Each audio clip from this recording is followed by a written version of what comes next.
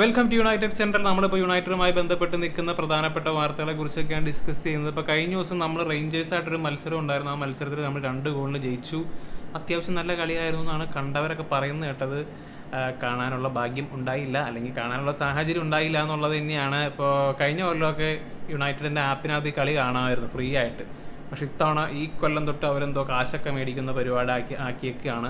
ഇപ്പോൾ പുറത്തൊക്കെ വേറെ രാജ്യങ്ങളിലൊക്കെ ശരിക്കും പറഞ്ഞാൽ പെയ്ഡായിരുന്നു, പക്ഷെ നമുക്ക് ഇന്ത്യക്കാർക്ക് ഫ്രീ ആയിട്ട് കാണാമായിരുന്നു. ഇപ്പോൾ ഈ കൊല്ലം തൊട്ട് അത് പെയ്ഡ് പാസ്സൊക്കെ എടുക്കണം. അപ്പോൾ അതുകൊണ്ട് തന്നെ പ്രീ സീസണോട് പോട്ടെ പുല്ലെന്ന് പറഞ്ഞു. അപ്പോൾ എന്തായാലും അമാദൊക്കെ നല്ല കളിയായിരുന്നു കേൾക്കുന്നുണ്ട്. അപ്പോൾ മിക്കവാറും ഈ സീസണിൽ നമ്മുടെ സ്റ്റാർട്ടിങ് റൈറ്റ് വിങ്ങറായിട്ട് മിക്കവാറും അമാദായിരിക്കും കളിക്കാൻ പോകുന്നത്. അങ്ങനെയുള്ള തരത്തിലൊക്കെയാണ് ഇപ്പോൾ റിപ്പോർട്ടുകളൊക്കെ വരുന്നത്. വെൽ ഡിസേർവ്ഡ് എന്ന് തന്നെ പറയാം. കാരണം കഴിഞ്ഞ സീസണിൽ അവസാനമൊക്കെ ആയപ്പോഴാണ് കുറച്ചൊക്കെ ചാൻസുകളൊക്കെ കിട്ടിയത്. അപ്പോൾ ആ കളിച്ച സമയത്തൊക്കെ നന്നായിട്ട് തന്നെ കളിച്ചിട്ടുണ്ട്. അത്യാവശ്യം ഓൺ ദി ബോൾ എബിലിറ്റിയും ബോൾ റിട്ടൻഷനും പിന്നെ ഡിഫെൻസീവിലൊക്കെ വന്ന് വർക്ക് ചെയ്യുന്ന ഒരു പ്ലെയറാണ്. ആ കുറച്ച് സൈസ് ചെറുതാണെന്നുള്ളത് മാത്രമേ ഉള്ളൂ, പക്ഷെ അത്യാവശ്യം ക്വാളിറ്റി ഉള്ള പ്ലെയറായിട്ട് തന്നെയാണ് അതിനെപ്പോഴും തോന്നിയിട്ടുള്ളത്. അപ്പോൾ അതുകൊണ്ട് തന്നെ ഇപ്പോൾ ഇന്ന് വന്ന റിപ്പോർട്ടിനെ കുറിച്ച് നമുക്ക് ഡിസ്കസ് ചെയ്യാം. സാൻജോയുടെ കാര്യത്തെ കുറിച്ചിട്ടാണ്. അപ്പോൾ സാൻഡി JFM ഫ്രഞ്ച് ജേർണലിസ്റ്റാണ്, ഒട്ടും റിലയബിൾ അല്ലാത്തൊരു ജേർണലിസ്റ്റാണ്.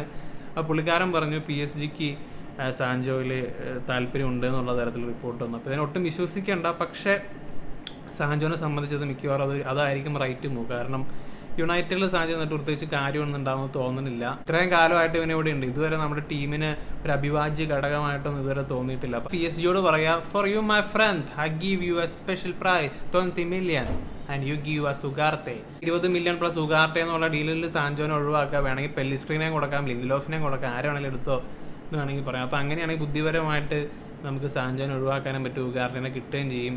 വേണമെങ്കിൽ ചാവി സിമൺസിനെ ട്രൈ ചെയ്യുകയും ചെയ്യാം. അപ്പോൾ അതൊക്കെയാണ് അതുമായി ബന്ധപ്പെട്ട് ഉള്ള കാര്യങ്ങൾ പറയാനുള്ളത്. അപ്പോൾ അതിൻ്റെ ഒപ്പം തന്നെ നമ്മൾ വേറൊരു മിഡ്ഫീൽഡറായിട്ട് ലിങ്കായിരുന്നു, കൊളംബിയൻ താരമായ റിച്ചാർഡ് റിയോസ്. അപ്പോൾ ഇവനെ ഞാൻ ഈ കോപ്പ അമേരിക്ക കണ്ടതാണ്. 2 കളികളിൽ കണ്ടു. അത്യാവശ്യം കുഴപ്പമുണ്ടായിരുന്നില്ല. ഇപ്പോൾ കൊളംബിയയുടെ മൊത്തം ടീമിലേക്ക് നോക്കിക്കഴിയുമ്പോൾ അവരൊക്കെ നല്ല ഫൈറ്റിംഗ് സ്പിരിറ്റിൽ നല്ല എനർജിയിലൊക്കെയാണ് കളിച്ചുകൊണ്ടിരുന്നത്.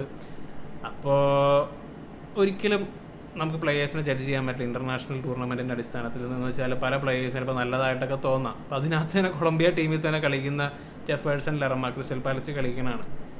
അത്ര വലിയ പ്ലെയറായിട്ട് നമുക്കാർക്കും തോന്നിയിട്ടില്ല. അങ്ങനെ ആയിരുന്നെങ്കിൽ ഞാൻ പണ്ടേ വേറെ ഏതെങ്കിലും ടോപ്പ് 6 ക്ലബിലേക്ക് പോയാണ്.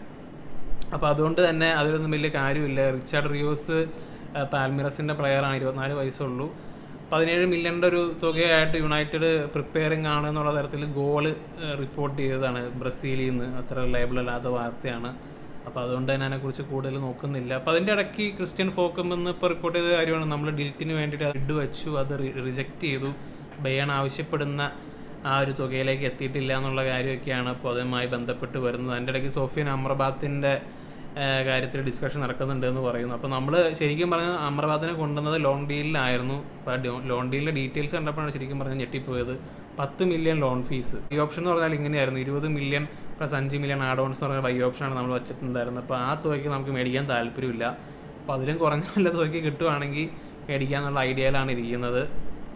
അപ്പോൾ അത് എന്തൊരു മണ്ടത്തരമായെന്നാണ് ഞാൻ വിചാരിക്കുന്നത്. കാരണം ഈ അമ്രബാത്ത് ആകെ FA കപ്പ് ഫൈനലിൽ കളിച്ച കളി ഉണ്ടായുള്ളൂ, അതല്ലാതെ കാര്യമായിട്ട് നമുക്ക് വേണ്ടി പെർഫോം ചെയ്തിട്ടില്ല. അതിന് മുമ്പേ ആൾക്കാർ പറഞ്ഞുകൊണ്ടിരുന്നതാണ് ഈ മൊറോക്കോയിലുള്ള കളി നോക്കിയിട്ടൊന്നും ഇവനെ ജഡ്ജ് ചെയ്യാൻ പറ്റില്ല എന്നുള്ള കാര്യം. അപ്പോൾ അത് തന്നെയാണ് അമ്രബാത്തിൻ്റെ കാര്യത്തിലേക്ക് വന്നത്. സിമിലർ ആയിട്ടുള്ള കാര്യമാണ് നമ്മൾ റിച്ചാർഡ് റിയോസിൻ്റെ അല്ലെങ്കിൽ ഏത് ഇൻ്റർനാഷണൽ ടൂർണമെൻറ്റിൽ കണ്ട് പ്ലേയേഴ്സുമായിട്ട് ലിങ്ക് ആയി കഴിഞ്ഞാൽ അപ്പോൾ നമ്മൾ ചിന്തിക്കേണ്ട കാര്യം അതാണ്. ഓവറോൾ സീസണിലെ പ്രകടനം നോക്കിയിട്ട് മാത്രമേ നമുക്ക് പ്ലേയേഴ്സിനെ വിലയിരുത്താൻ പറ്റുള്ളൂ. അപ്പോൾ നിങ്ങളുടെ അഭിപ്രായങ്ങൾ കമൻ്റായിട്ട് ഇടുക. മറ്റൊരു വീഡിയോയുമായി വീണ്ടും കാണാം.